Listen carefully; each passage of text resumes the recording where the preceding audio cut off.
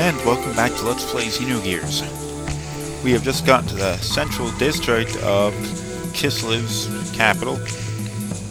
We're technically here to see the Kaiser, but I'm going to be doing a little bit of wandering around before I do that. Just to see a few of the things. This airship that they're looking at, that's a model of it, is the new aerial battleship Goliath that Kislev is building. The idea is it's supposed to be like a equalizer in the battle with Gebler. These guys are well aware, however, this is just a puppet of...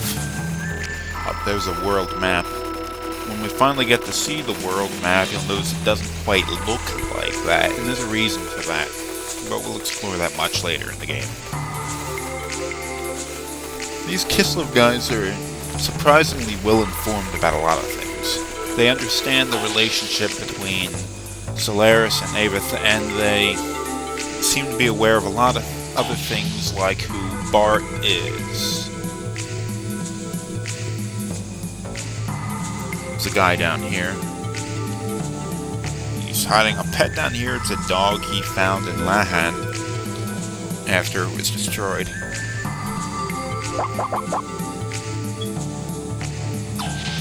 Through this door here.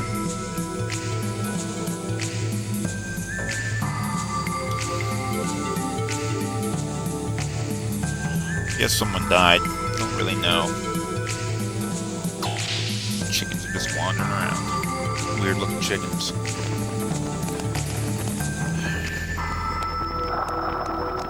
It's just the kitchen. There isn't really anything to see here. There's nothing to get here. Just average characters you can speak to.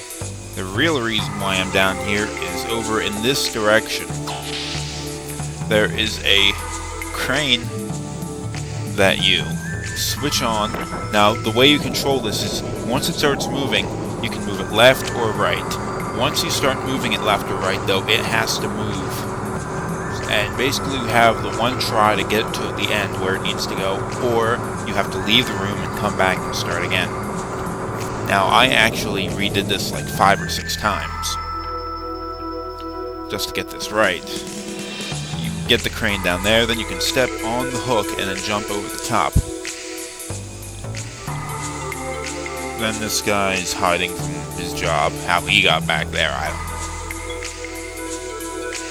And he bribes you with what's in his chest. You're gonna take it anyway. Power Magic is an item that you equip that increases either your ether attack or your ether defense. I can't remember. I'll be using that later in the game, not right now though.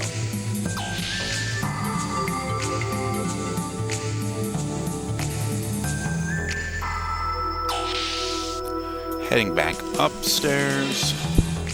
Now we're in the main hall again. We've seen everything else here, so we will take the elevator up. Bit of an unconventional elevator, though.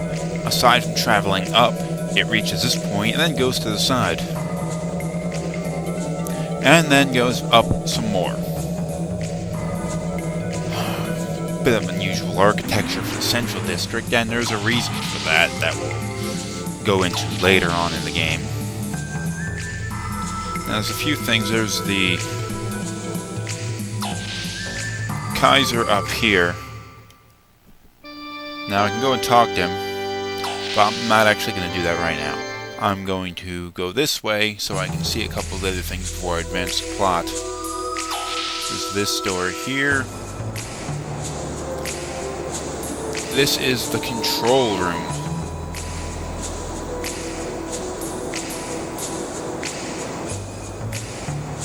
I guess this guy used to be a prisoner or something.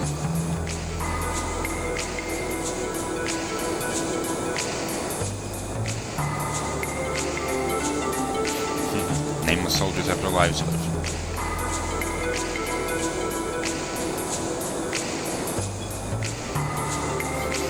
There are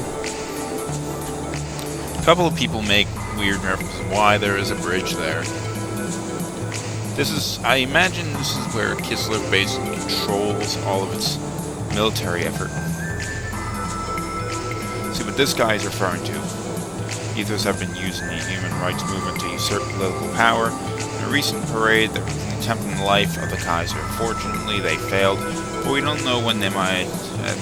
Basically, what he is hinting at is a internal power struggle inside of the Kislev government. See, on one hand, you have the Kaiser, who is a strong leader who basically has majority control over the politics of the country as well as the military of the company and all of that. But there's also another group of people in the government who hold a certain amount of power, and that's the battling committee that convinced Faye to join the tournament, which ultimately led to him winning his freedom.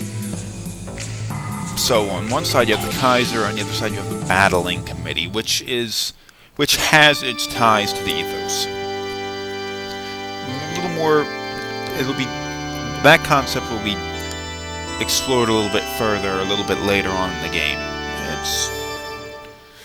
That's why I don't have that big of an issue with telling you about that now. No, here's a meeting with the Kaiser.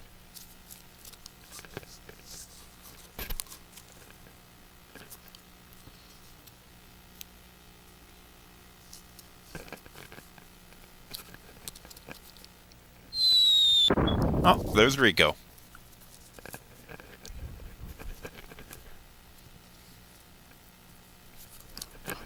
Kaiser Sigmund, despite obviously not being entirely human, I mean, look at his ear there, it's all Vulcan-like, he has this thing against the mutant humans, demi-humans they call them.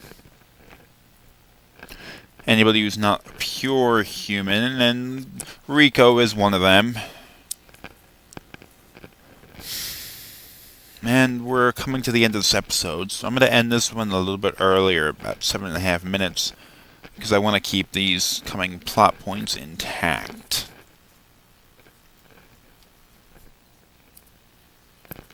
Okay. Come back next time and we'll see where this leads.